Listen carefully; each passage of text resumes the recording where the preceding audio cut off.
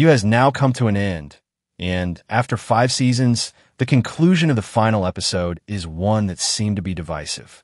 With a multitude of love interests over the years, the range of emotions that we were made to feel towards Joe Goldberg was wide and varied, along with the many, many murder victims that he racked up over the 50 episodes, going well into the double digits.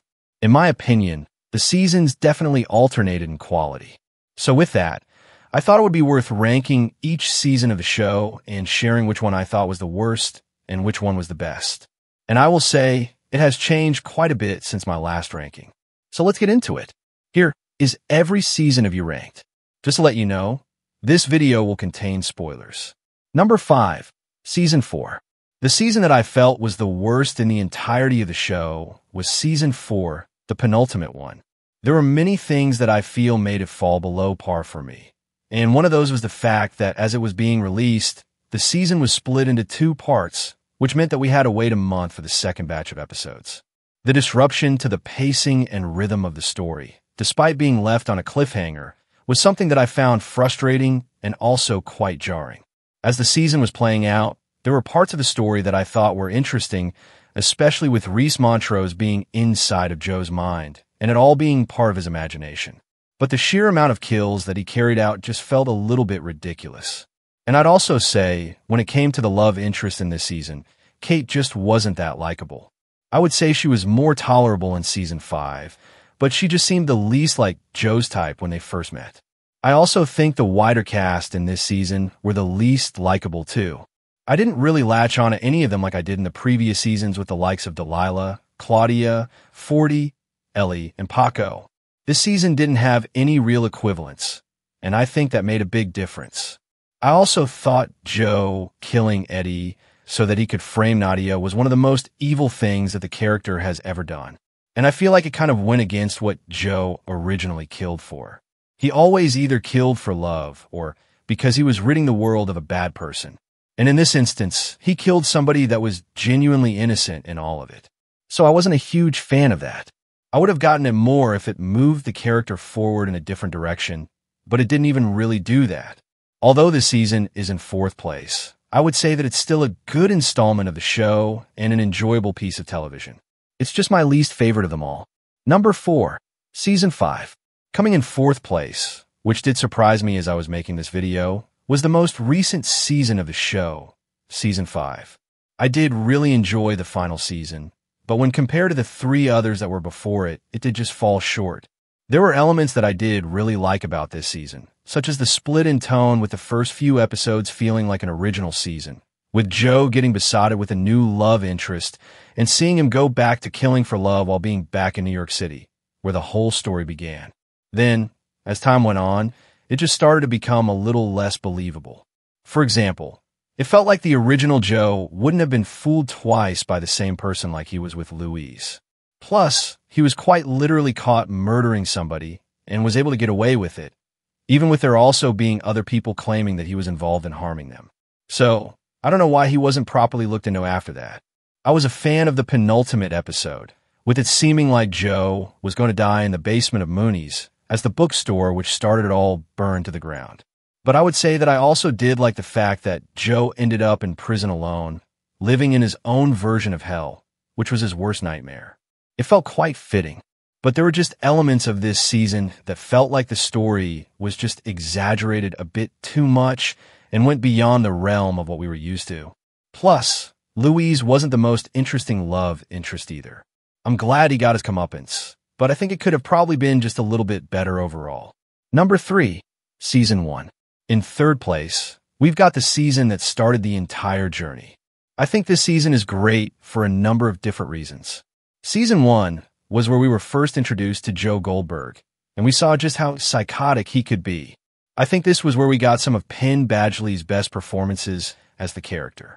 I say this because it was fresh, and we were learning about the character along with the people that he was meeting and manipulating. We saw his descent into darkness after being lured into this sense of security that he made us feel. This almost felt like Paco, Mooney's New York City, Beck, Paco, and Benji. There were so many iconic characters that lasted long in the memory all the way up until around 7 years later. Joe's love for Beck was the strongest that we saw in the entirety of the show, and I feel the tension, panic, and fear in this season when Beck found the box of Joe's murder souvenirs was some of the show's finest. We were rooting for Beck the entirety of the time, and when we saw Joe being successful in murdering her, it was the first time we were made to feel uncomfortable due to the conflict in our mind about him. And it brought to light how the love that he had could be weaponized and proved to be damaging for those that were on the receiving end of it. The empathetic side that we saw in Joe, with him looking out for Paco, felt like something that was vital when it came to making us feel something towards Joe and him not just simply being this evil monster that lurks in the dark. So, the human side that we saw within him was something that I thought was also good when it came to building the character. I also think that this season had a great cliffhanger. The closing moments in the season, where Candace appeared, was a real surprising ending, and it did a great job at showing us that she was still alive, which provided a cool twist. Number 2, Season 2. Coming in second place is the second season of the show. I thought Season 2 was when the show started to fully get in its stride, and it was also where the infamous love interest Quinn was first introduced to us, and we saw her being revealed to be a Joe-type character, playing him like how he used to play everybody else. Ellie and Delilah are probably my 2 favorite side characters that have ever been featured in the show, and the death of Delilah was one that I really felt. Having Candace also integrating herself back into Joe's life while looking to take him down, whilst also being with 40, connected both arms of the story well, and there was almost a battle on all front for Joe. We got to see the compassionate side to Joe again in this season with him looking out for Ellie. And this was of the era in the show where there was always somebody that Joe was trying to champion. I am disappointed that Dina's death wasn't mentioned in Season 5, and also that Ellie never returned, because it feels like one that would have definitely been worth bringing to the forefront, because they were both 2 fan-favorite characters. We also saw compassion and trust in Joe with the fact that he let Blenheim free from the cage, and his intel and tech man was born out of letting him go. It just felt like there was so much going on in this season of the show, and the eventful, gripping nature of it, paired with the solid performances and the introduction of Quinn, is what cements it towards the top. It was formerly my favorite season, but it's now dropped to second with time. Number 1, Season 3. The season that I think is the strongest in the entirety of the show, and the one that I look back on the most fondly, is Season 3. Before Season 3 was released, Season 2 was genuinely peak and was my favorite.